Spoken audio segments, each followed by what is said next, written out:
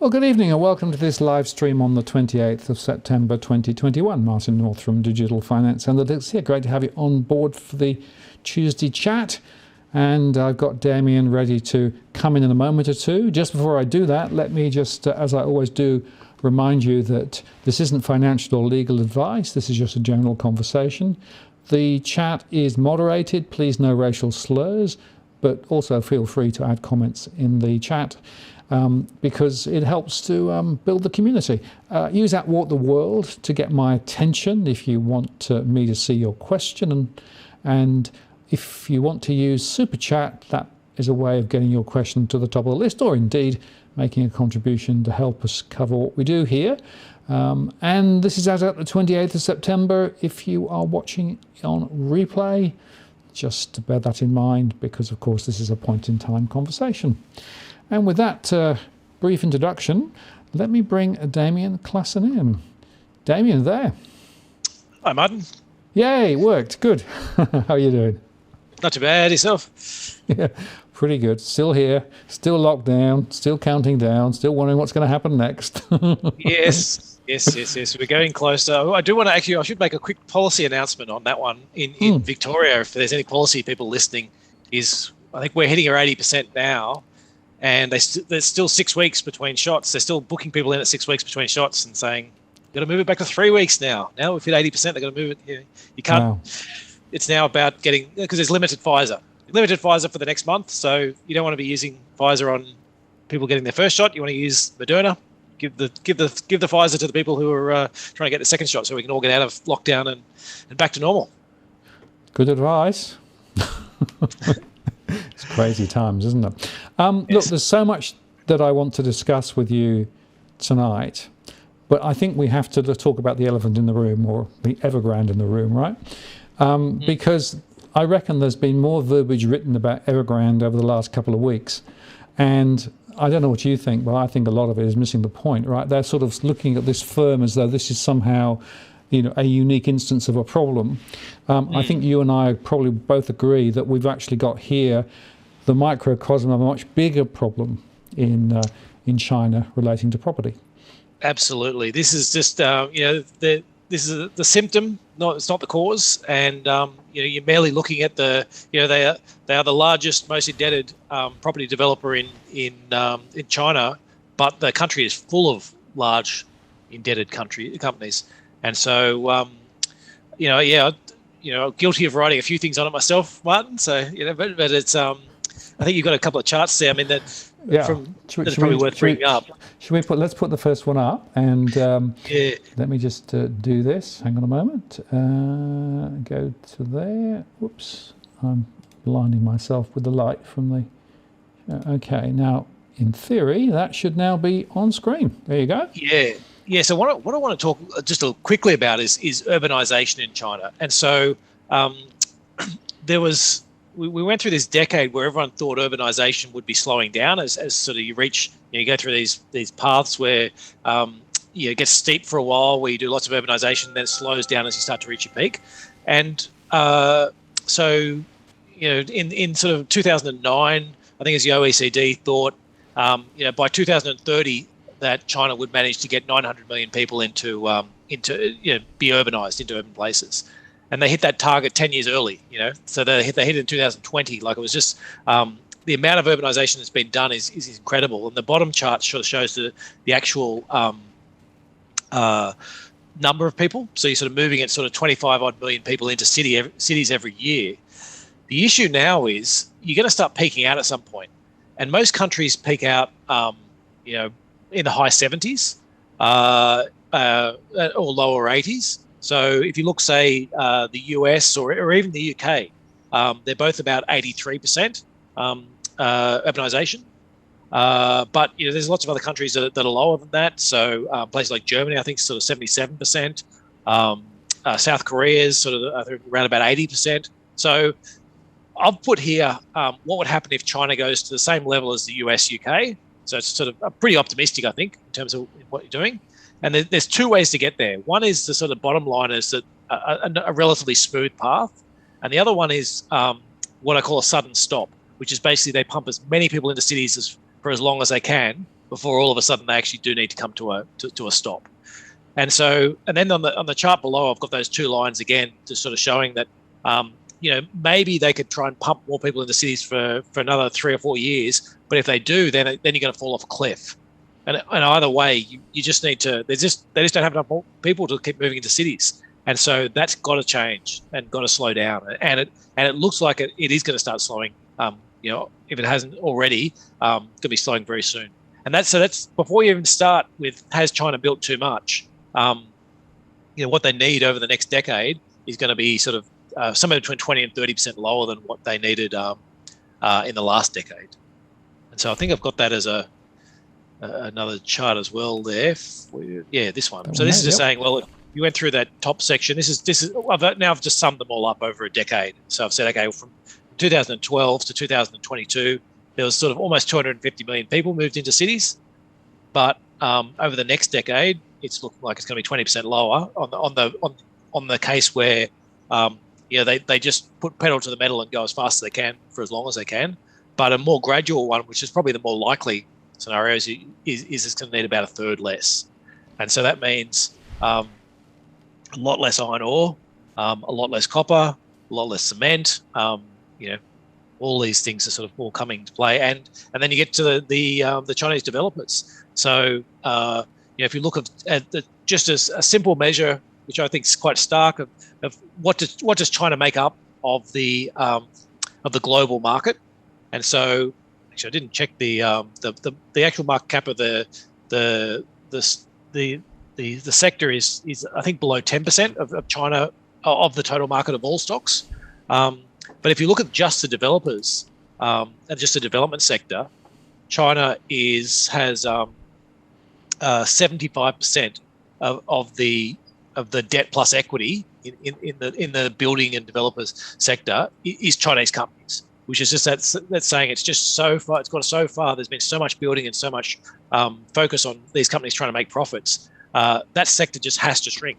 You can't have a sector that's that much bigger than the rest of the world and that much bigger than the rest of the economy, so to speak. So you're starting with this part about things need to change within China, and then you get down to the individual companies and start looking at the companies and saying, well, the average Chinese developer has 3 times more debt, even if you exclude Evergrande, which has got truckloads of debt compared to everyone else. But if you just look at just the average remaining Chinese developer, they've all got 3 times as much debt as the average sort of developed market country. So country developer. So there's issues. It's not just Evergrande. It's just that's the tip of the iceberg. There's a lot more iceberg under the water. And you made the point there that the apartments per new urban household, right, is basically, sales about double what's needed, and there's about 90 million spare apartments in the place. Yeah. 90 million, right? Yeah, that's and this is the part that doesn't, when you look at the numbers and you just try to work out what the hell is going on here. So I think I was worked out. I've got a stat on how many of the people moving into cities. There's 9 times as many apartments that are actually currently under construction. So the blue line there, which is showing on the right hand side, it's showing how many apartments are currently being constructed per new household. And so you've got years, you've got 8 or 9 years currently being constructed, plus the backlog of all these ones that are already constructed. And then you've got this part that for the last 10 years, you've been building about twice as many apartments as what you've been moving people into cities. So the completions, which is the grey line, is sort of, is the other part, is it's only running at half of what the starts are. And it's very hard to tell. So this is all this part with, what's really going on with Chinese statistics. We think what that is that a lot of Chinese apartments get built but never finished in terms of, and some of that's actually, I think, an investment decision in terms of saying, well, if I go and fit out this whole apartment and put my carpet, paint it and all that type of stuff, then it's depreciating from day one. And even though somebody's not living in it, it is actually getting slightly worse. Whereas if you don't build any of that stuff, you've just literally got a shell there, and then when somebody's ready to move into it, then they go and do that sort of last part. So even when you're talking about these, uncompleted apartments, there's a lot more out there that that sort of is in that uncompleted stage. And it's interesting because we know that some of the build quality is pretty awful. We know that in some cases they then subsequently demolished half-built stuff rather than actually able to complete it, right? Yeah. And we also know that Evergrande is not the only construction company in the place doing this stuff, right? They might be the biggest and they might be the most leveraged in some ways.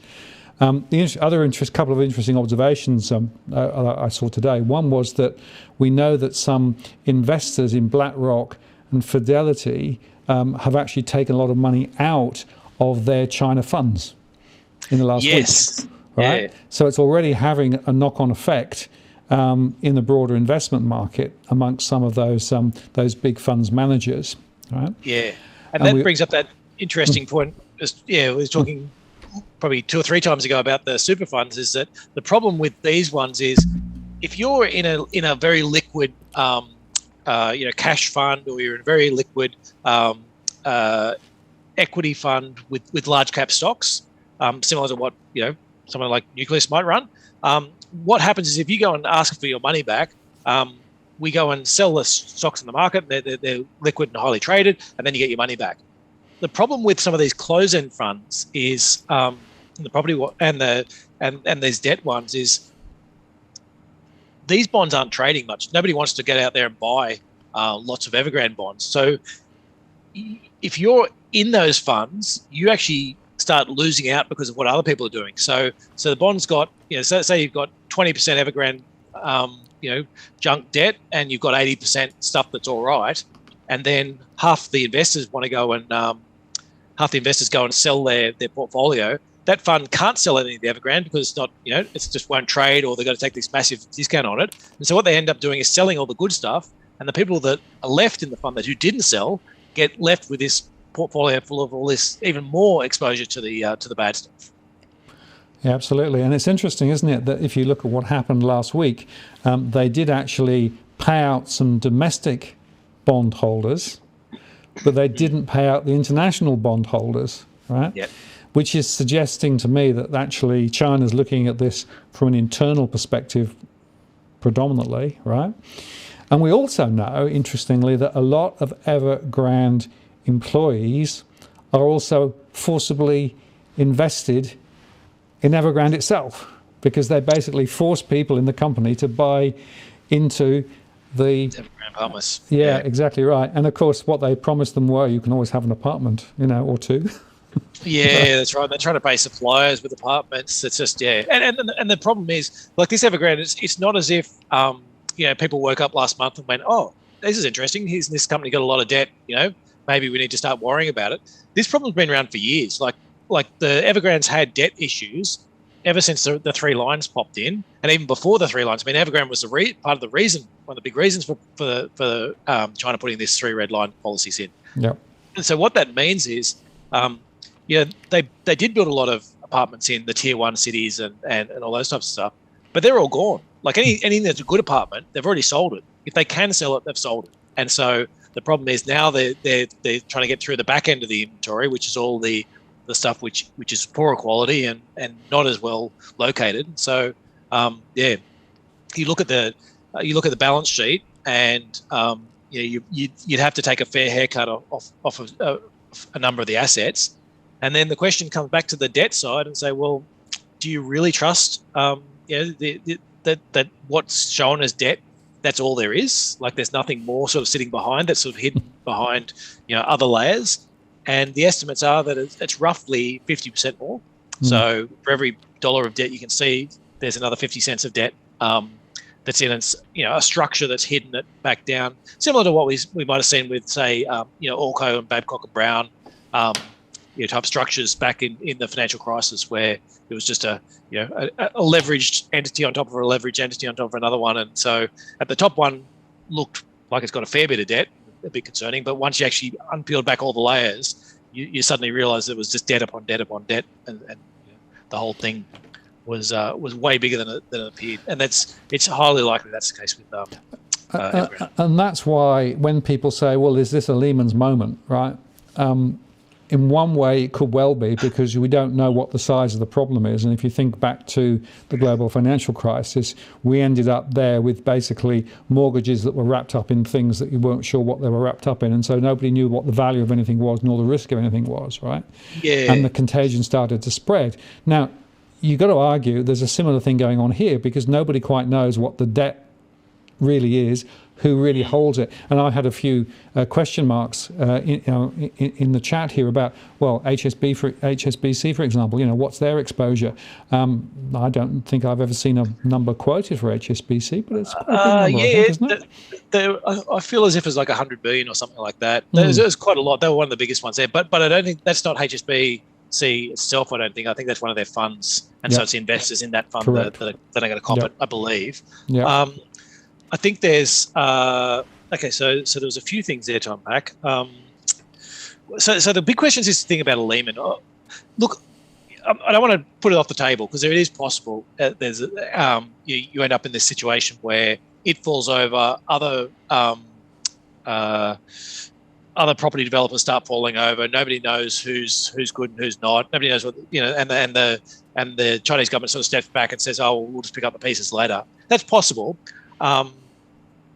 I don't think it is likely. We've been talking about it being more like Greece. So Lehman was this, for anyone who sort of wasn't around, Lehman is a big investment bank, and they had tentacles everywhere and had all these swaps and options and all these financial instruments. So they went, Lehman had given it to somebody else, and somebody else had sold something to somebody else back to Lehman. And so when Lehman went bust, there was like this whole chain where people are like, well, that guy owes me, and that guy owes me, and I didn't even know I was owed by Lehman, but they're on the end of the third person that and so that was where it really blew up.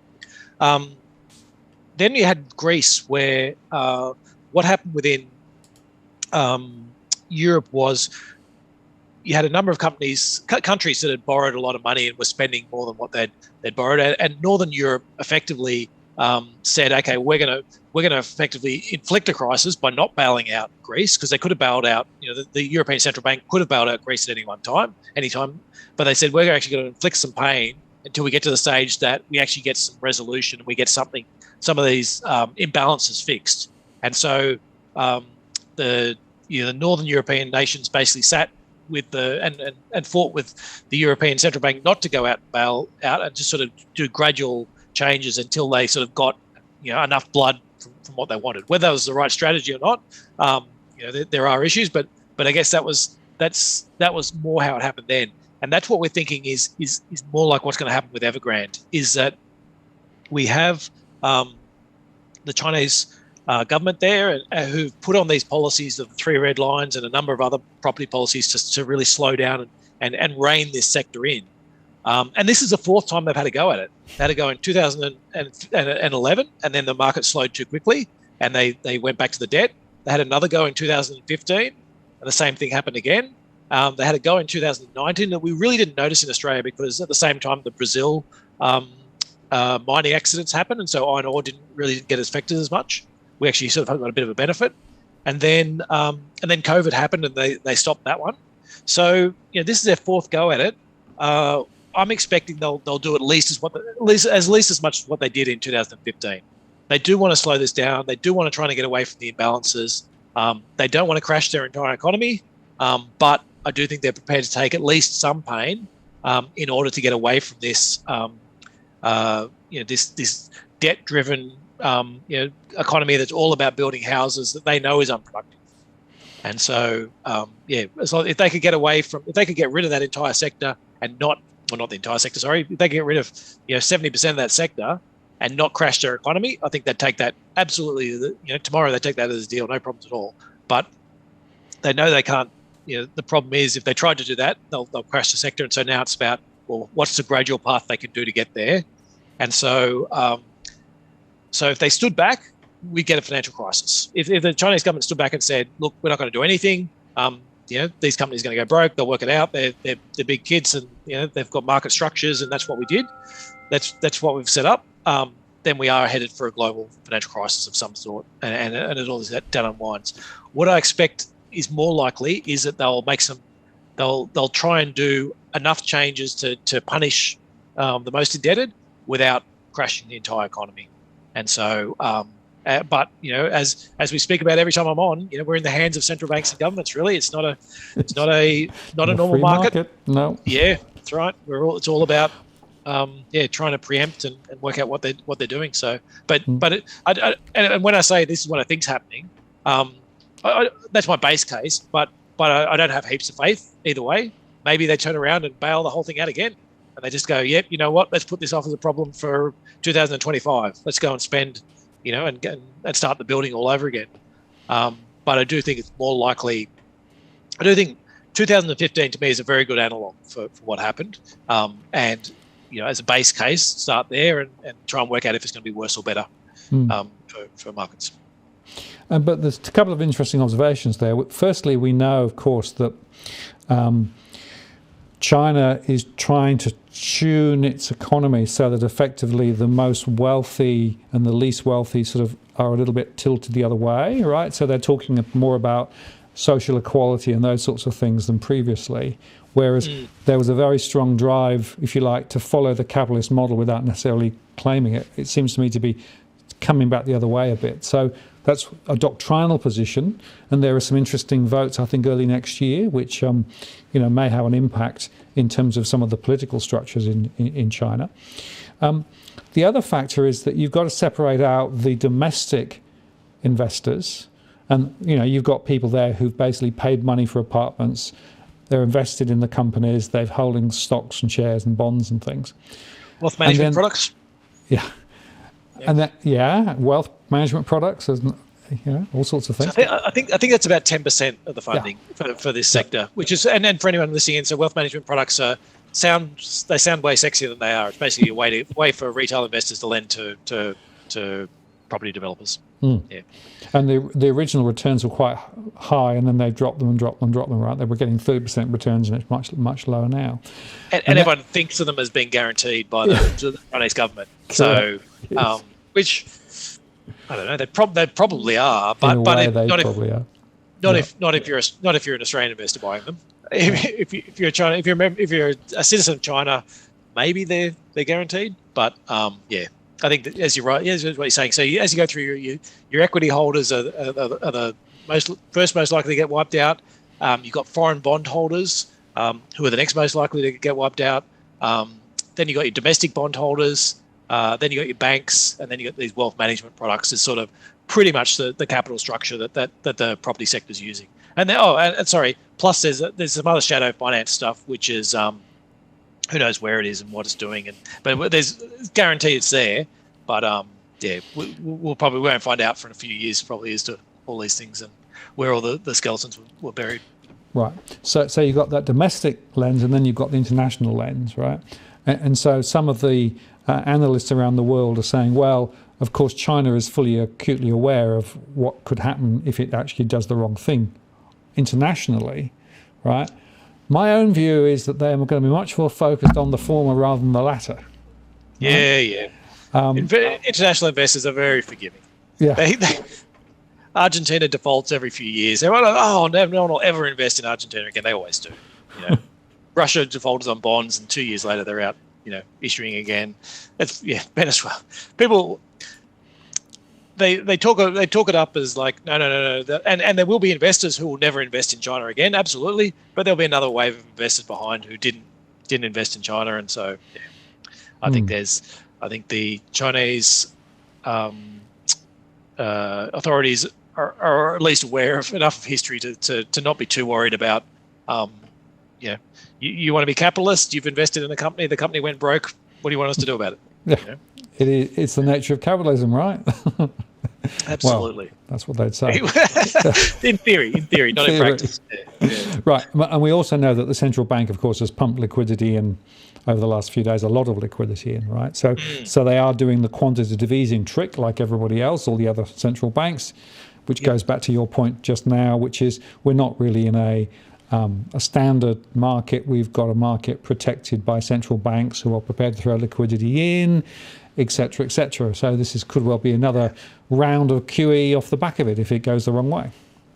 Yeah. Well, and if China decides to bail out Evergrande in some way, like from using government money and sort of assuming liabilities or creating a bad bank or whatever it is.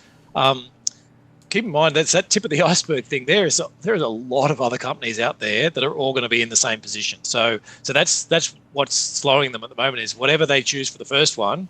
Does that mean they then need to choose that for every other property developer, which is not as bad as Evergrande, but they're not good.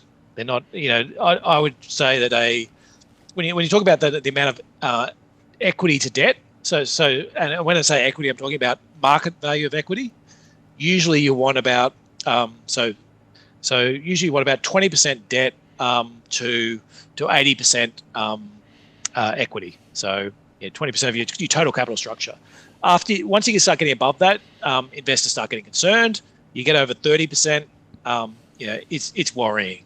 And the average Chinese developer is well over 60, and there's a bunch of them that are in the 70s and 80s. So like at that level, you're trading as if you're quite likely to go broke. And so I guess as a side note, some of those companies are going to be fantastic investments. Whichever ones survive might be fantastic investments, but there's going to be a bunch of them that are going to fall over and lose bucket loads of money on it. So yeah, they're starting to get priced as lottery tickets. Yeah. And it's interesting because a few investors are actually saying, oh, maybe I should buy Evergrande bonds because they're so cheap, or Evergrande shares because they're so cheap. Maybe there will be a bounce and maybe I can make money in the process. So there's a bit of that going on. And I was talking to one fund manager who's gone in quite big because he thinks that actually it's going to come the other way. I think, well, good luck with that. Yeah, that's not my cup of tea. I think there's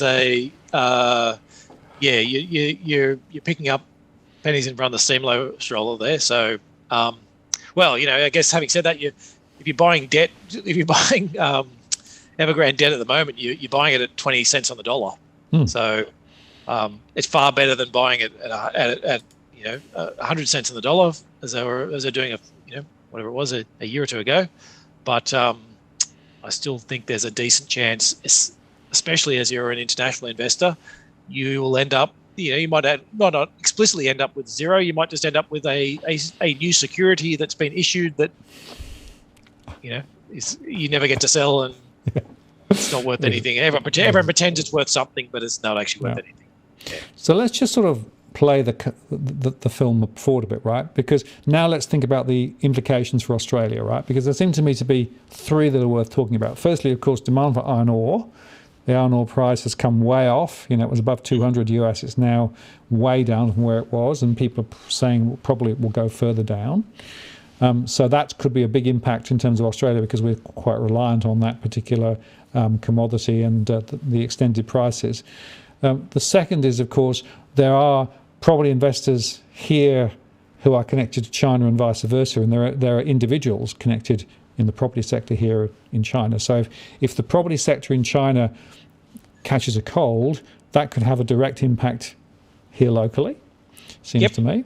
And the third is that one of the things I expect to see from China is they'll make it harder than ever for people to pull money out from China to put it into international markets, particularly into property internationally, if they're trying to actually prop the local economy up. It's already been a lot harder than it was previously to be able to actually get money out of China, which is one of the reasons why there's less Chinese investors down here than there was previously. So those seem to me to be some of the fallout. But what else are you thinking could happen in terms of the fallout here? Yeah, okay. So let's start with the iron ore. So certainly no complaints there from me. I mean, the thing I'd hasten to add on the iron ore is last time, sort of back in post the financial crisis, when China did this huge spend on building more property to pull them out of the financial crisis, that iron ore boom lasted for a number of years. And what that meant was, as the iron ore price went up and up and up, more and more iron ore mines opened. And each iron ore mine, was progressively more expensive to produce. So, BHP and Rio were sort of down around the $30 or so as their costs.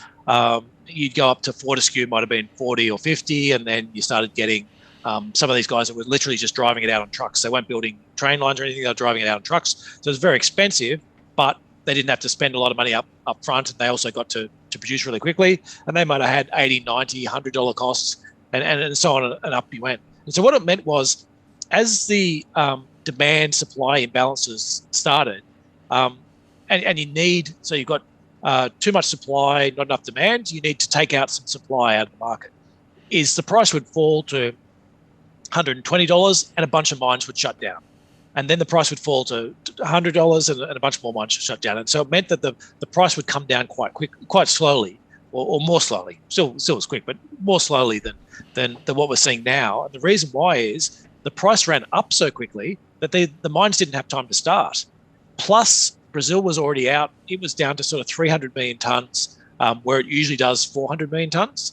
And so because of all the dam collapses, and so people weren't building new supply because they knew, you could see where the next 100 million tonnes was coming from. It's coming from Brazil just getting its existing operations back up to where they used to be. And so what it meant was, the up path was really quick, but coming down the other side, there isn't supply to knock out. Like, if you want to knock supply out, you need to, prices need to be $50. And if it happens to be that between Brazil, Australia, Brazil, BHP, Rio, Fortescue, the sort of four really big producers, if it happens to be that they actually have enough iron ore for China's needs because of all that, I showed you how much extra population growth and how that's all coming off quite rapidly. So there was 25 million last year. If we have to go back to, say, the levels of iron ore that were being used, 2010 type levels, then some BHP, Rio, Fortescue, Vale need to take some production out, which probably means, I don't know, $30 until those guys start shutting down operations. So don't underestimate how much further that can come down, and how much less supply. We've added all this extra supply, and if China's not going to build as much as what it used to build, then iron ore is in real trouble.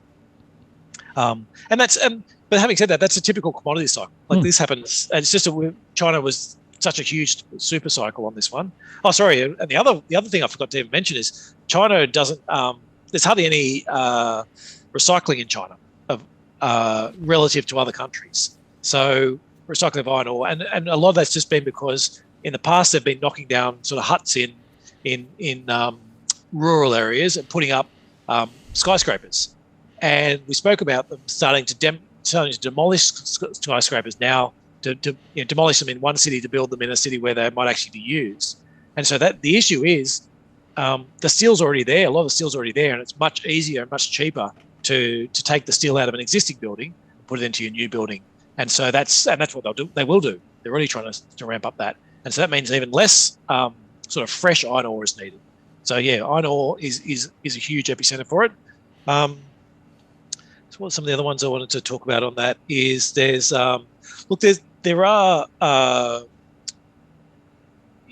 the domestic stuff in terms of consumption. The question is, look, if you have a bit of a housing crash within China, does that mean you then get a bit of a consumption pullback, and there's sort of the flow-on effect for the rest of the world? It probably means they're going to want the Chinese yuan to be lower in order to sort of spark more people to be buying goods from China to sort of help balance the economic equation. And that's generally not a good thing for all commodity prices for Australia. Like, we're a big exporter of all these. Just on that, let me just show you this. This is, I think, the consumption, the China consumption nominal retail sales. You can see how much it's going down, right? Yes. That's just what's already happening, right? Even now, even before the latest shenanigans with the property sector, and that's partly COVID and partly the demographic shift that's happening at the moment. So Chinese consumption going forward is likely to continue to cool. Well, yes, but having said that, on a relative basis, Chinese consumption is the part that they actually want to grow as an economy. So ordinarily, consumption is whatever 60-70% of most developed countries, and then you get some manufacturing and some capex and all that type of stuff sort of sits on the end. China's problem is the people within China have got a very low share of the national GDP. Like most of it goes on all this capex and spending on building and infrastructure and all that type of stuff. That's what they need to rebalance. They need to get more money what you want to have a nice smooth transition. If you had retail sales running at 20% per annum and consumption growing really quickly, and then all these other projects and property and everything growing at zero, then you can rebalance the situation and get back to a more normal sort of lifestyle. But what you're showing there, the fact that retail sales is falling even further, and it might get down to, you might be talking about retail sales growth of 5% or 5 to 10 or lower.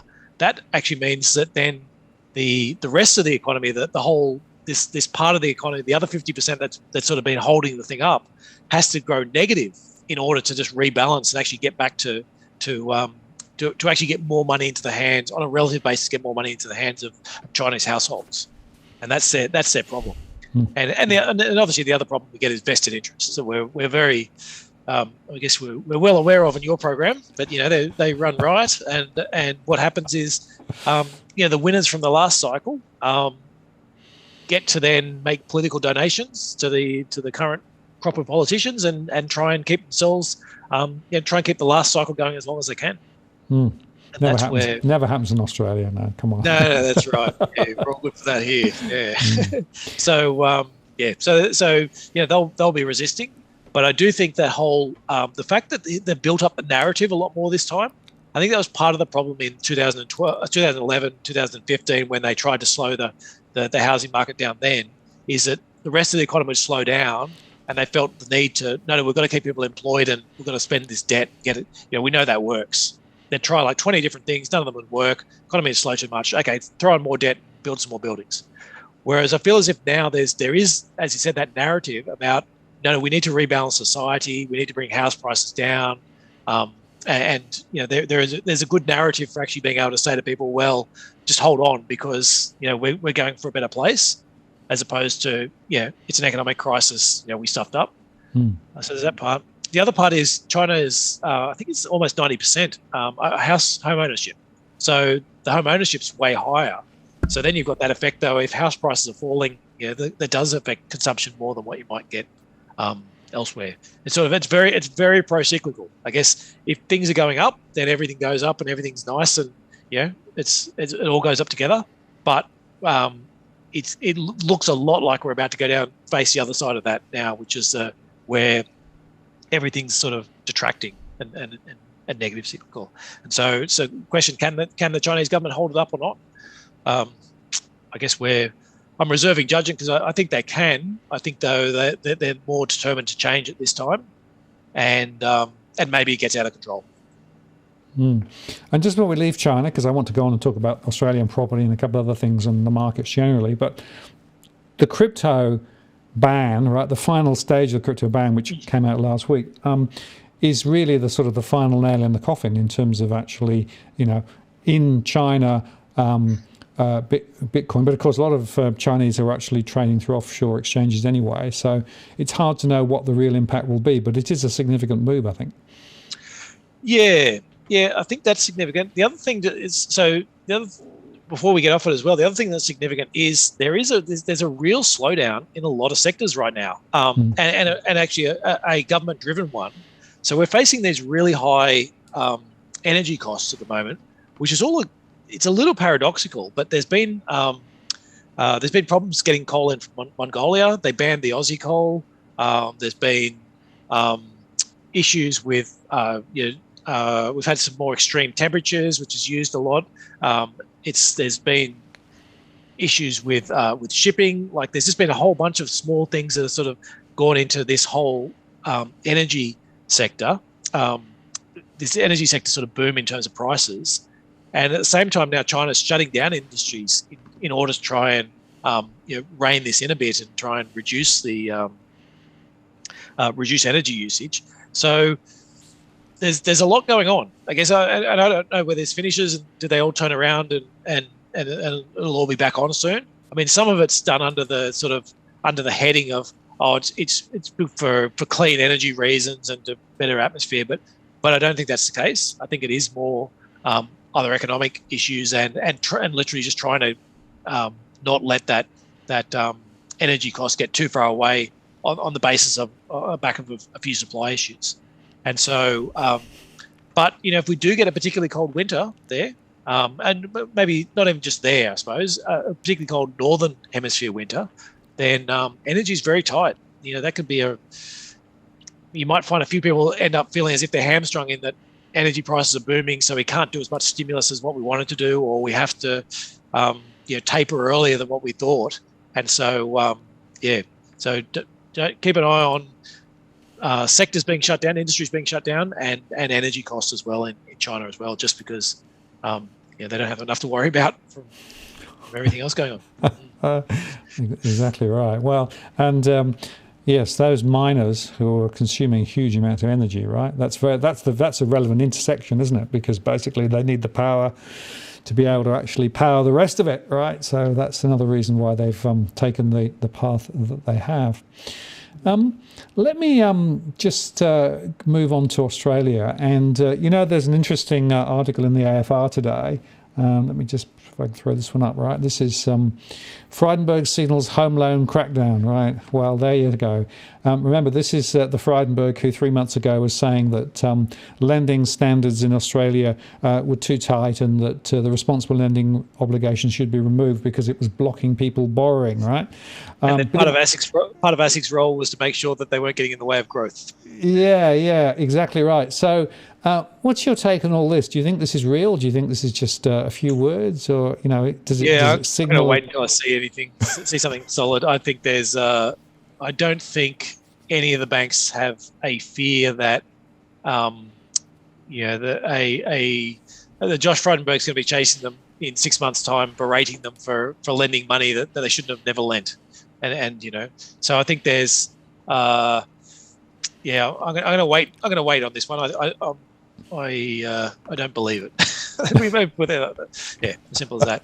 But once we start seeing some real regulation and some real things put out, then I'll happily admit I'm wrong, and then I'll gratefully admit I'm wrong. But I've been saying for a long time that things have gone way out of hand and they should have intervened a lot sooner. New Zealand, of course, has intervened. They've actually said they're going to actually tighten the proportion of high LVR lending that can be done in November. But of course, I don't think senior members in the Liberal Party and probably the Labor Party either think of how increasing house prices as a bad thing. I think they think that's a sign that everything's fine. So. Well, of course, there's this current inquiry running at the moment on the supply side issues of housing, right? And it's quite interesting reading some of the submissions. Saul Eslake, the ex-ANZ chief economist, put a very interesting submission and said, do the math, right? You got, 100,000 to 200,000 new first-time buyers each year trying to get into the market, right? You've got millions and millions of people who already own property, right? Who's going to win or lose based on if prices go up versus prices go down? If prices go up, you're going to have a greater proportion of happy electorates. That means you're going to get re-elected. Yeah, absolutely. Do the math. And I think it's sort of, when you frame it as well, the way they've framed it, it almost seems as if I'm sure they wouldn't have done this, but it almost seems as if somebody said, well, is this something we can blame on the states? How about we have an inquiry so we can point the blame at the states, and then we can we've done everything we can on houses and walk away. But well, because the RBA says house prices nothing to do with them. APRA says it's nothing to do with them, right? And of course, supply side, that means it's all to do with planning and not building enough properties, despite the fact we've got more than enough properties already built and coming on stream. Yeah, and I think there's that. I mean, that's the one I've sort of pushed a few times. Oh, I have to get the stats. I actually put them in that report. Actually, what's the one? Still got that around. Let me grab those stats, because I did the sort of back of the envelope numbers that I thought was quite interesting in terms of the housing market. So let me just pull that up now so I can. I'd written that a little while ago. This is from our August property update, just in terms of affordability. Is that so the rough numbers are every year Australia builds about 100 to 200,000 dwellings. There's about 11 million houses out there at the moment. 11% of those are unoccupied, and at the last census, well, not the one we've just done, but the one before that, we haven't seen the last census yet, but there was 2.6 people per occupied dwelling. Yep. And so if you said, but if you just played around with the rounding of those numbers, so the real number, it's not actually 11%, it's 10.5. So let's say you moved it from 10.5 vacancy rate to 11.4. So you haven't even changed. It's still 11%. You're just changing it in the second decimal place. And let's say the number of people in it per occupied dwelling was actually 2.64. Let's change that to 2.55 instead. So we've still got 11% unoccupied. We've still got 2.6 people per dwelling. All we've done is change the decimal place you can't see. And that actually gives us enough room to absorb 500,000 new dwellings. So, 3 or 4 years worth of building just from changing those ratios in the decimal places that you can't even see. So I guess that's where I'm coming from, is that, and what we've spoken about again is there's such a huge amount of houses already out there. It doesn't take much to absorb or to release more supply. Yeah. Well, and of course, don't forget that we've actually got about 250,000 approved and partly constructed properties at the moment, which are still being built. Right? Yes. So in fact, the numbers are quite a lot higher because the approvals were very high before COVID, right? So that's still working through. And that's the other factor that, of course, you set in context of no migration. So future demand, probably lower. Yeah. Well, I guess this is an interesting. I've been kicking this around, and so I'm still in the early stages of putting this together. So, but I'm interested to hear your thoughts on it, Martin. I was thinking through this whole part and going, is there a natural level of demand for this in terms of that you actually go? There's a lot of people who want second houses. A lot of people would love to have a holiday house here, and and I'll have a house at the ski fields for winter, and I'll have another one at the beach, and I'll have somewhere in the city, and there you go. And so ideally, there's a lot of people who would like to get there, and it's about affordability then, and also the part about going, well, what does society charge you for having 4 houses when here's these people who don't have one? And I guess to me, the cost in Australia is not particularly high for people having multiple houses. There's a little bit of land tax, but there's not a lot. But I guess it's almost this thought about saying, well, we can try and find, if you can get that natural rate of what that it would be. So, is it really 2.6, but it wants to be 2.5, but just houses are too expensive? Or at other times it might be 2.6, but it could be higher because people would be more than happy for it to be 2.7 or 2.8. It's just that houses are cheap, and it's people can sort of move out earlier. So yeah. Anyway.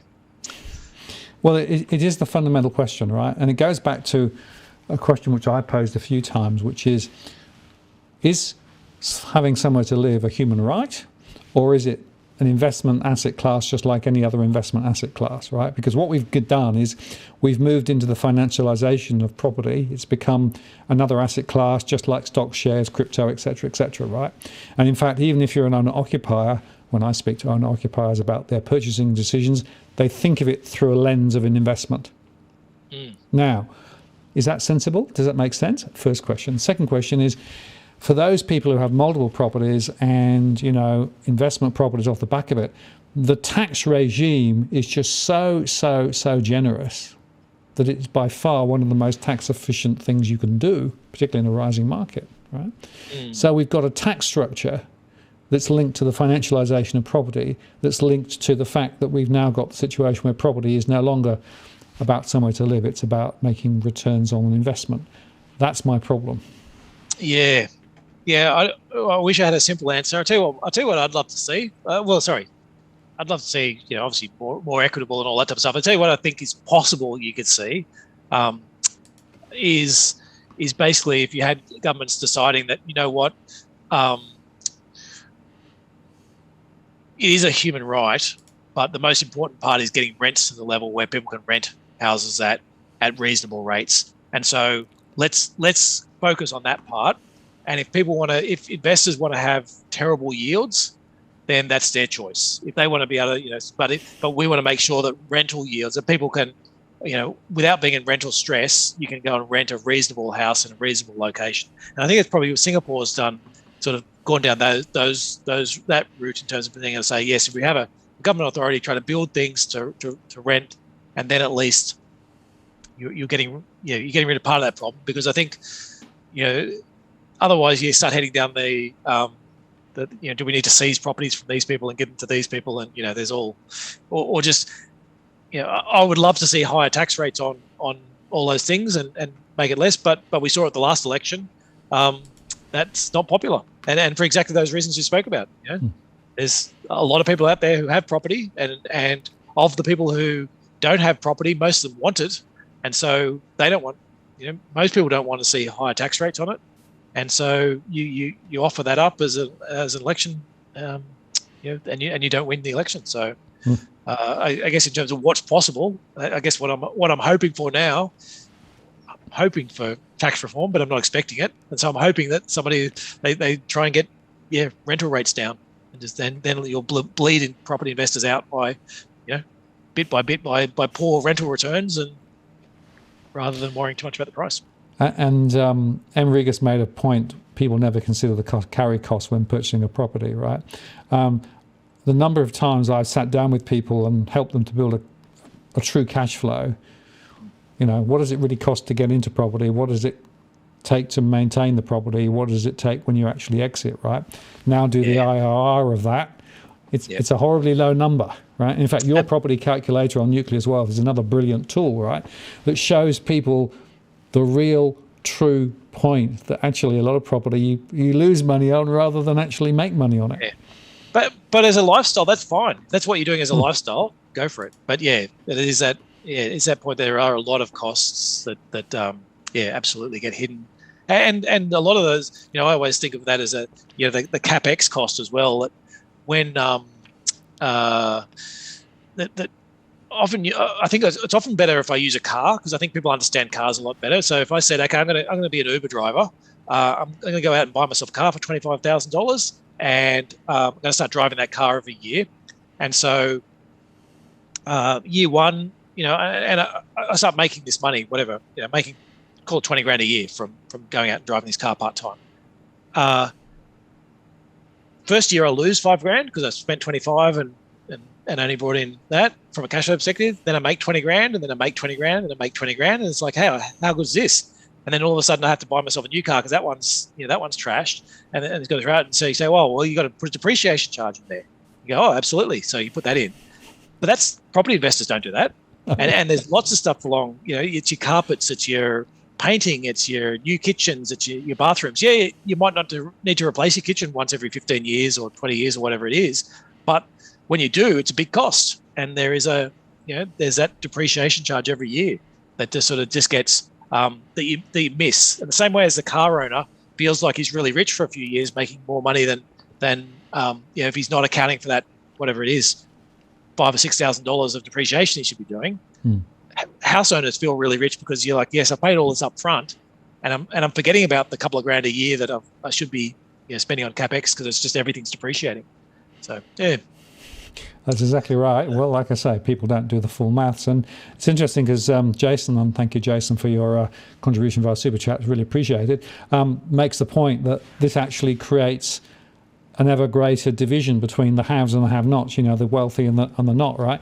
And it's another example that we're seeing more broadly, right? Because you can see it in the stock markets too, that effectively those with capital can actually acquire more capital and can grow their capital. Those who don't, can't. And of course, the share of people actually owning their own property is lower now than it's been ever in Australia.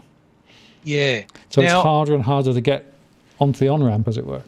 Yeah, and there's a good there's a number of good arguments out there that talk about this inequality as being a real issue for demand going forward, and that's why we've seen such low inflation, and it's why we're probably going to continue to see such low inflation, is because you give $1,000 to Jenna Reinhardt, and she throws it on the pile because she's like, well, what do I need another $1,000 for? What am I going to spend that on that I wouldn't have already not buying already? And then the other part is, but you give it to a homeless person in the street, and he's out straight away and spending as much as he can as fast as he can.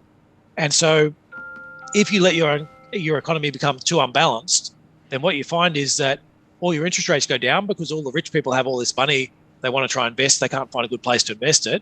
You haven't got enough demand because the people at the other end, the vast majority of people, can't afford to buy all these other assets, and you end up with protests, and you end up with, well, political revolutions eventually if you let it run too far. Is exactly where you go.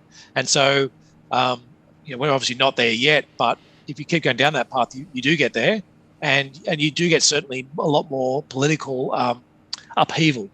And I think I'll probably argue on this platform that I do think Trump is a good example of that.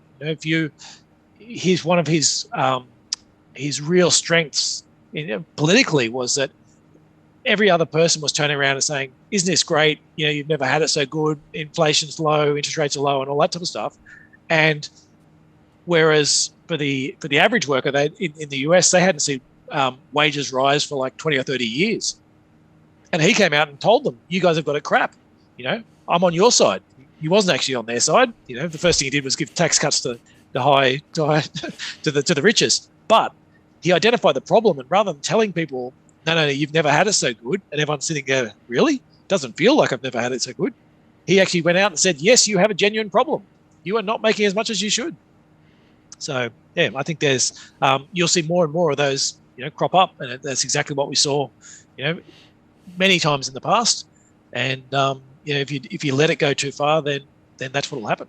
Well, it's interesting because if I look at my surveys, I do see some different attitudes amongst younger groups compared with, older households, right? In terms of property versus other things, and they've got a different set of priorities. In fact, I'll be chatting with some of your colleagues later this week because I wanted to get an opinion from younger householders and younger investors because they've got a completely different set of priorities and philosophies, right? And I'm not sure that some of us who perhaps are a bit older, longer in the tooth, know quite how different some of their thinking is. Yeah, well, and there's a certain stage where you do have to say, if house prices are, well, in Sydney, I think they're now up to 15 times, pretty close to 15 times the average wage, is that if it's 15 times the average wage and you're thinking, right, it's going to take me, and you're obviously not spending 100% of your wage on your house, it's going to take me 10 years to save a deposit, and then I'll never be able to pay this off. You're saying, well, is that the life I want to live, scrimping and saving and trying to do that, or do I just rent for, and I think there's I think that you'll start to see, you either need to see some of these imbalances fixed, or people will, they're not, I often say people aren't long-term stupid. People are stupid in the short term, very much, but they eventually work out, hey, something's not working here. I need to make changes, and I need to do something different. And it will be very interesting to see what that supply side inquiry comes out with. I'm expecting nothing at all, right? But looking at the more than 100 submissions, it's all the states' faults. Yeah, exactly right. The people who called the commission have done everything they possibly could. Yeah. Correct. But if you put on one side the developers and there's a lot of people who made submissions saying, guys, you're looking at this completely wrong, right? I just wonder whether they will really just put their fingers in their ears and forget all about it and just focus in, or whether they will actually recognise some of those broader issues. It'll be interesting to see, because we've had, 5 or 6 inquiries in this sector over the last 10 years, right? I've made a submission to every one, hasn't made a scrap of difference. So maybe I'm just being optimistic, but hopefully it's made something small difference. It's the water dripping on the rock eventually. Well, that's exactly right. I'm patient. I'm patient. But of course, in the meantime, the debt's getting worse. The stress is getting worse. The gradient between the haves and the have-not is getting worse. And there was some data quite recently that the guys put out in the US showing how much the 1% had actually gone up in terms of value of assets compared with everybody else, right? We've got the same going on here. We've got this massive inequality being created, right? And unless those settings change, it's just going to get worse and worse. Yep, absolutely. I'm completely with you on that. Now, I've got a lovely question for you here from Nick from earlier on. Let me just read this. Is now the time to start investing in a global, diversified, all-in-one EFT like Vanguard's VDHG or BetaShares DHH? Yeah, I must admit I don't recognise either of those codes. I know there's a Vanguard. Is this maybe are these the ones? These might be the ones then with the bonds in them as well. I believe so. Yeah. Yes, that's right. Yeah. So basically, they're trying to sort of cover all grounds, right, and try and actually iron out all the risks from different geographic exposures and different asset classes. And they claim, I just asked what the fees are. Yeah, well, Vanguard's usually pretty good. They're usually pretty cheap. Look, I've got there's two parts to these. The question: if you've got a large amount of money sitting in cash, you're asking me, is today the right day to go out and put that money into cash and say, well, we've been pulling back on our weights, on our equity weights for some time. We're sort of sitting back. We've got a reasonable chest waiting for the market to fall back, and then we'll look to pick up some bargains. So if you are just starting out and you're saying, okay, I'm going to start putting whatever it is, a couple $1,000s into my savings, then today is as good a day as any. Just you'll have some wins, you'll have some losses. You're far better off getting started than you are saying, I'm going to wait till it's the absolute perfect time to get into the market. If you've got a large amount of sitting in cash and you're looking, I'd be saying, well, are you going to gradually drip it into that? I think might be better. I think from a perspective of ETFs, I think as long as they're low cost ETFs, I don't have a problem with it. I'd pitch. We have a new product we've only just launched. That I would pitch, where what we're doing is effectively the same type of thing, where we've got low-cost ETFs, low-cost bonds, top 40 globally equities in equities, and then the top 25 Aussie. We're charging, as an investment side, we're charging 17 basis points on those. Then there's administration costs, which, depending on how much you have, go from sort of 33 basis points down to zero, or close to zero, depending on how much you put in. And what we're pitching though is different. Is you can actually tailor them to what you want. So if you don't want any climate change things in there, you can have that. If you don't want tobacco, or if you don't want gambling, take it out of your portfolio. That's fine. So it's basically a customized. It's called direct indexing. It's basically a customized exchange traded fund on one side. Or if you like the active side, and you actually do want to try and lean into the cycles, then that's what we do in our active funds. Is we right now, we owned a lot of equities at the start of the year, and as the year's gone on and markets have risen, we've been pulling back, and we're waiting for them to pull back a bit further, and then we'll start redeploying. So so we're sort of trying to offer both sides of that, but I'd certainly. I don't have any problems with places that have got low fees. I think we saw there, as long as they're under 0.3, I think you'd want to be. That's relatively reasonable for these types of funds. I don't know what else I can say. Having said that, I don't know those two funds explicitly, and so that's certainly not personal advice that those ones are great. But typically, Vanguards are pretty good, and we've got a number of different beta shares products in our portfolios as well. I'm sure neither of those are as good as without knowing them. I'm sure they're probably not as good as the nucleus ones, but but they're far better than people who might charge you 2% to do effectively the same thing. And it's just worth sidebar here. It's really important to understand what the fees are, right? Because if you actually do a model over, let's say, 30 years, right, and you pay out 2% per year on fees, right, and you pay out not 2% but 0.5%, the growth difference in 30 years' time because of compounding is absolutely huge, right?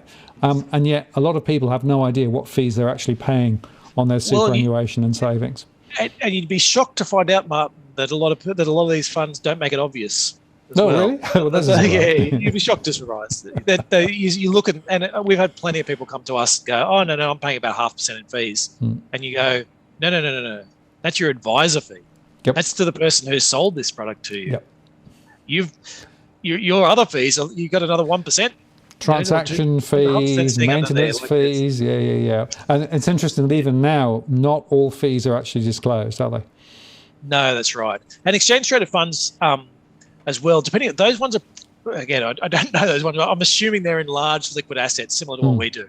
And so they're probably fine. But the issue is as well, once you start looking at some of the less liquid exchange traded funds, is there's other costs sort of embedded in the trading and other things that are going on within that you might not be seeing.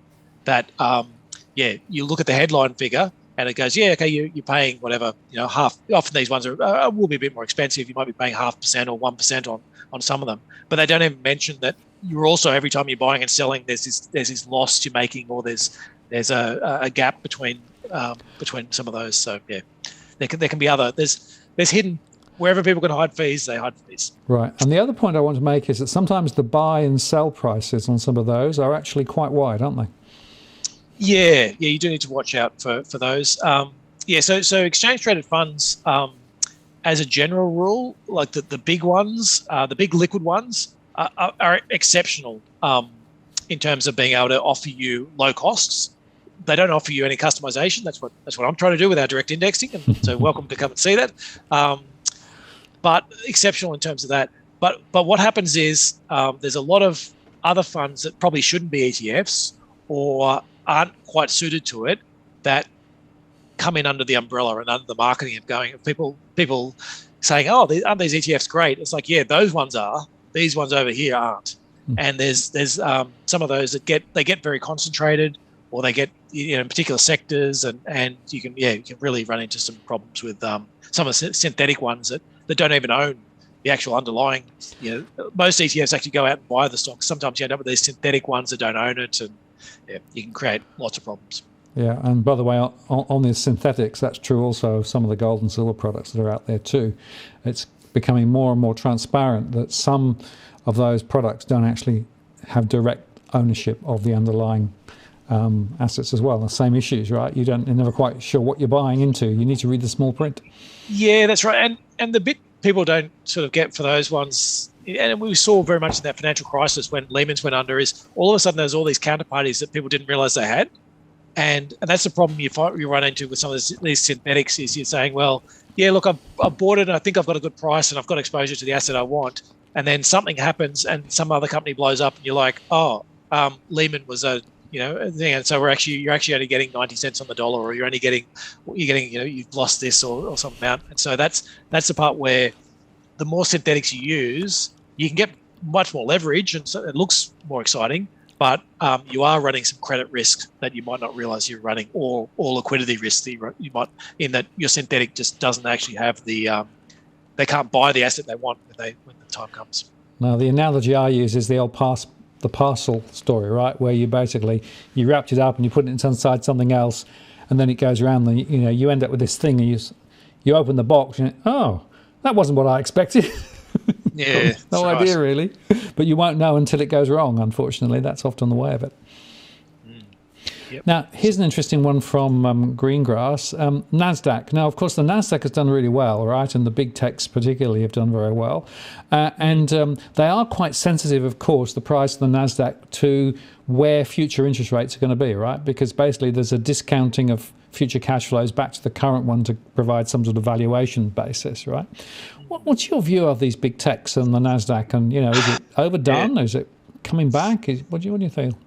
We've got a lot of them still. It's been a good run. We're trying to work out whether we line up. I guess, look, we're really sitting at a flux point at the moment. Okay, so I can see scenarios where energy prices stay high due to shortages. We get some cold winters and things like that. Inflation stays a bit high. We see maybe some government starts to throw a bit more money into economies that are slowing down and to keep things going again. And you get this whole,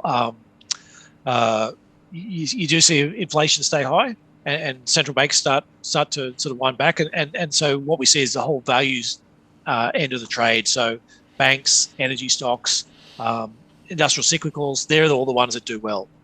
I don't think that's the most likely scenario, but I can certainly see that as a scenario. I think what's more likely is inflation, comes back, and market by market, you'll see that, iron ore's now finally fallen, coal's shooting up. I think that'll eventually come back. Shipping costs are astronomical at the moment. I think eventually that'll and so as each one of these falls, we'll slowly start to see inflation. Or actually, I think it'll come a lot faster than you think. We'll start coming back to a more normal level. In that scenario, I want to be owning stocks that can grow. And in a low growth environment, if everyone else is growing at 2%, if I can find a stock that's growing at 10 or 15, then the value differential is extremely useful, and you get paid for that. So I like the quality end of the tech sector, but I'm not as convinced as I was last time I was on your program, I suppose. Last time, and they were a lot cheaper, and everything else was, on a relative sense, more expensive. So we've still got a lot of them. I still think that's the best one of the best places to be. There's a few other areas, but I'm not. Yeah, as I said, not as convinced, and I'd stay away from unprofitable tech as well. That's the lower quality end of the tech side.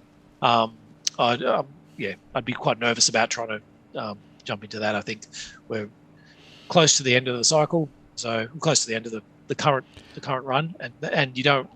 If you do get a drop away, if you do get a bit of a sort of domino effect from Evergrande or other problems, then they're the companies that are going to fall the most.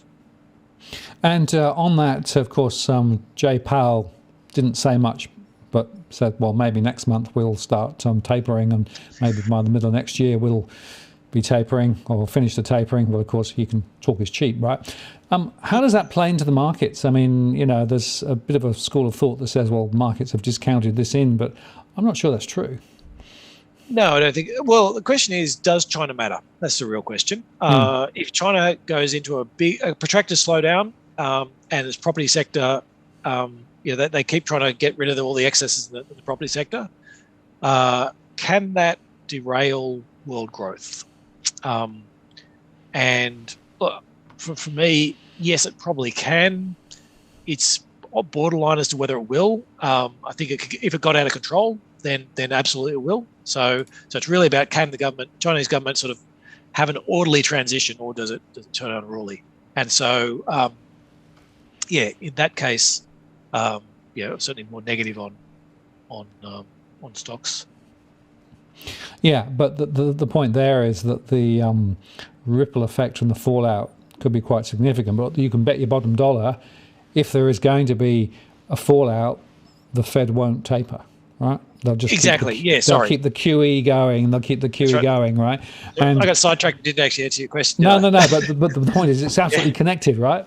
Because if in fact, COVID goes away and the US economy continues to, and look, some of the indicators are positive, some of them are less positive. Confidence is up, confidence is down. PMIs are up, PMIs are down.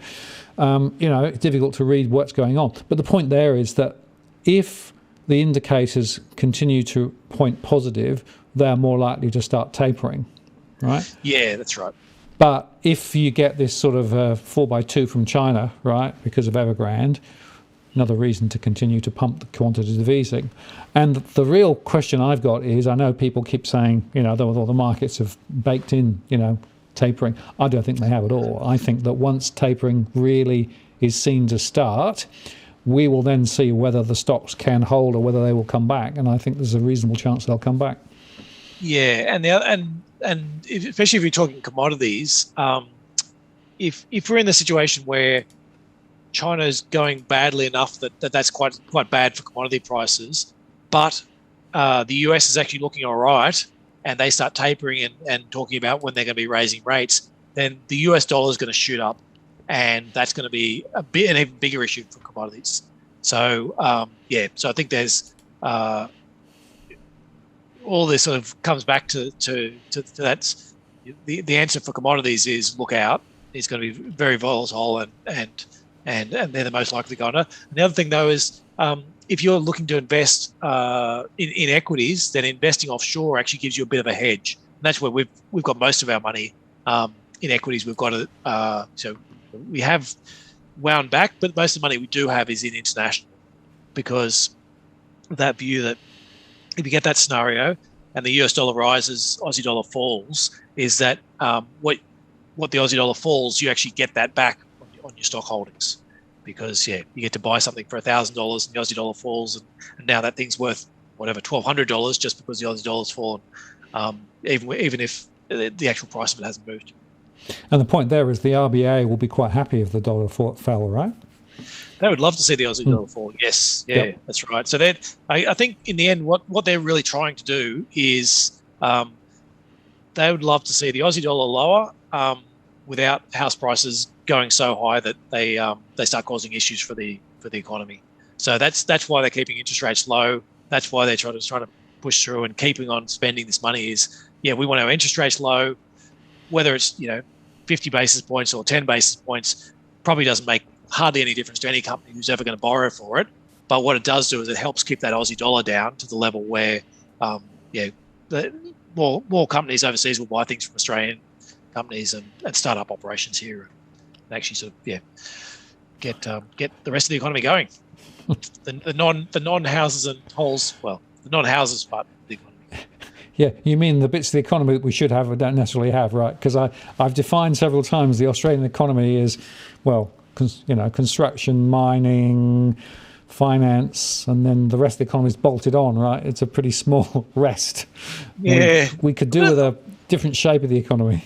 We certainly could, and I must admit, I keep thinking, if you ever see it, you have to send it to me. I think I've spoken about this analysis I've done where they treat the finance sector as a negative on economies and say, okay, let's show an economy where rather than saying the finance sector adds to productivity, you actually say no, that's a tax on whatever everyone else is doing. So let's do that as a negative. And then when you look at the Australian economy under that light, it all of a sudden looks a hell of a lot worse. Well, if you did that, then because effectively, the finance sector is huge, right? I mean, I last time I looked at, still nearly half the dividends came from the finance sector. Yeah, and this is one of those things that I'd love to think that growing up, we've got kids there who are saying, I'd love to go out and start a company and employ people and create something new and whatever it is, breakthroughs wherever, the next Canvas and the next those types of companies saying I'm actually out there doing something. Whereas I think there's a pretty well trodden path into saying buy yourself a house, negatively gear it, do it up, whatever it is, sell it. And that's your path to prosperity. Yep. And saying, well, that hasn't done a lot for it is crazy to think that most people will have made more over the last 3 months, say, on the value of their property if they're holding, and then what they earned. Yes, absolutely. That's crazy. And especially if it's your personal home, it's all tax free. Yeah, so. Exactly right. Bit wacky, isn't it? Now, we're coming into the last 10 minutes, but I wanted just to touch one other thing. There is a discussion going on. It was raised, I think, by a couple of international reports about is the RBA due, should it have an inquiry into basically its mandate, what it's up to, and its success rate over the past few years. And there's quite a few people have chimed into it saying, well, they've been pretty bad at forecasting anything. They're pulling levers and they're not necessarily getting the results they wanted. Have we got an RBA that's fit for purpose? Yeah, so, okay, I'm just trying to think the best way to answer this one. A yes or a no answer is perfectly acceptable. I think the RBA has been particularly bad at forecasting for the last little while. I guess I'm oversimplifying it, but I think the RBA was very good before the financial crisis at identifying very early. They were all in on the whole China. He's going to be big. He's going to be a lot bigger than everyone thought. Yep. And I think that went to their head, and they then turned it into China's going to be big forever, and then financial crisis, and we had commodity price crashes, a couple of them since then, and I think and the big part for our most recent governor is so as Governor Lowe came in, he switched a lot of things to looking at forward numbers and talking about forecasting and how they that they're going to use those to help drive their decisions more. And basically, ever since he's got in, we've never reached our inflation target because they're always forecasting. We're coming back to everything reverts back to normal, which is what I think a lot of these models have got built into. Is the formula says, whatever happens, you will revert back to normal, and so lo and behold, it's always forecasting, reverting back to where it was.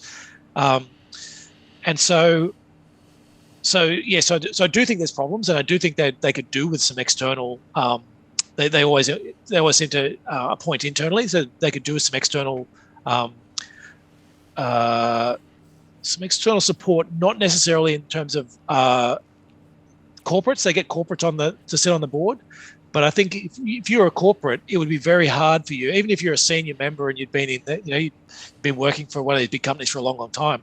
It's very hard for those to then come in and argue macroeconomics with the experts from the RBA. They're there as to put some cross checks and see what they're happening. But I think getting some fresh blood in there would I think be a interesting, even if it's wrong, just to have a different point of view, someone who hasn't been grown up, as part of the same one. And the net effect of this whole story, as I'm feeding through, is I think what it does say, though, it probably means that the RBA is going to be more dovish, i.e. print more money and keep interest rates lower for longer, given there's a spectre of this review coming up. So, if I know that I've failed my test because I haven't been aggressive enough in trying to get inflation going, and I've failed that test, every year for the last 3 or 4 years, and there's an examiner about to come and have a close look and have a look at everything I do, am I going to try and be hawkish now, or am I going to try and err on the side and go, well, I better get that inflation, I better really make sure that we get it done this time. And so it's a long-winded way of saying, I think the international review, if it happens, would be good, but I think it also means the spectre of it happens means the RBA is going to be more dovish than they would have been they might have been if there wasn't the spectre of a review. Yeah, well, I've always had the view they should be paid on results. Novel idea, I know, but you haven't worked as an economist for long enough there. An economist by results, you'd have a lot of poor. Would that be a bad thing? Yeah, that's right. Okay, now here's another quick question. 10-year yield, in fact, I've got a chart here, right? 10-year yield's just breaking out, right? It's actually seemed to have gone among recent trends. And so, I guess the question is that significant? Are we actually seeing a little bit of a change in the weather with regard to that? And so what are the short-term implications of that move? Is it significant or not? What do you think? It might be. I'm looking at it as a chance to actually buy some long. I think we will see that inflation fade, and I'm hoping that rate keeps rising, because the more that rate rises, then the less actual housing activity you'll see and other activity in the economy, and so you will see a slowdown, and I'll then jump onto that and buy some more. I'm not quite ready to do it quite yet. So I guess what I'm saying is that I don't think that rate can go much higher before it really does start to slow the economy. And you particularly see it in the US on their housing market. The amount of people who are going through houses and making applications to buy and all that has been dropping away quite sharply as you've seen those interest rates rise. And so I do think higher yields will solve themselves in terms of they'll slow the economy enough that you'll either see the Fed reverse course, or you'll actually just see the economy slow down and then those yields fall back down as people realise that the economy is just not strong enough to handle more normal yields. Absolutely. Well, we're really coming up to the end of our show. It will be good for you just to just recap for those who don't know a bit about the Wealth Fund, the Nucleus Wealth, and what you do. Yeah, certainly. So we run what we call core funds. So that's the word Nucleus was all around this idea of high quality assets. So only blue chip stocks, government bonds, and cash. And so it's that core part of the portfolio. If you want to then go and buy small cap stocks or commodities or trade around the edges, hedge funds, then that's sort of your choice. But we're just trying to do that sort of the lower risk thing that sort of we think should sit at the heart of everyone's portfolios. For some people, it's 80 or 90% of the portfolio. For other ones, it might only be might be 30 or 40%. And so so we run that in association with Walk the World. As I alluded to, we've just launched a few passive products as well as active ones. So what we do is we try and buy the high quality stocks at a reasonable price, and we try and lean into asset allocation cycles. So when we think markets are getting expensive, we'll wind back, and when we think they're cheaper, we'll lift up a bit, and with a view that sort of gives you a much steadier ride with your money. But we also acknowledge that some people don't want that; they just want the lowest fees possible, and so we've got these other funds as well that that are offering the chance to tailor portfolios. So you get effectively an index fund, but you do get to make some changes in terms of things you don't want to see within that portfolio. Yeah, no, thank you for that. And it's worth just underscoring again the degree of transparency that you guys have, right?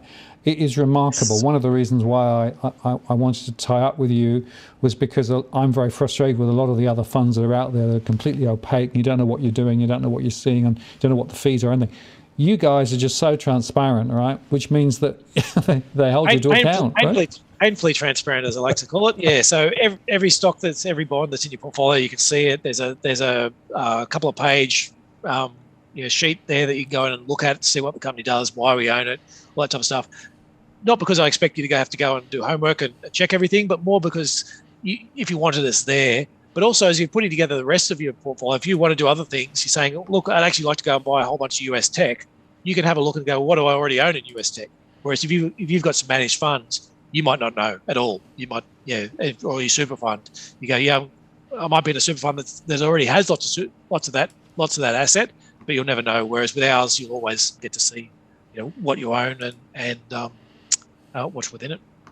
Absolutely. Well, we'll put the links and things below if people want to follow up. There's some very, very good information on the site there, and you can actually have a bit of a play and see what's going on. And there's also a little bit of a connection to some advice and stuff as well, which is, I think, quite powerful as well in the current environment too. So it's... Yeah, so what we do on the advice side is we give what you call intra-fund advice elsewhere. So we're not out there to say, okay, if you come in with an AMP fund or a BT fund, and we're not going to say, oh no, ours is definitely better than yours. But what we will do is we'll give you advice about saying, if you're coming in saying, well, you've got 3 or 4 different types of portfolios, should I be in a growth portfolio, or am I better suited to an income portfolio, or is it a blend of the two? Those types of, and just that general advice about investment products to sort of give you a higher level view, and then that's all free. And then if you do need sort of more advanced advice, then we can help find independent people who you can pay to give you that advice. Absolutely. Well, Damien, I really thank you for your time tonight. Very interesting, very informative. And, whenever we seem to have these conversations roughly once a month, things keep changing, don't they? It's pretty amazing, really.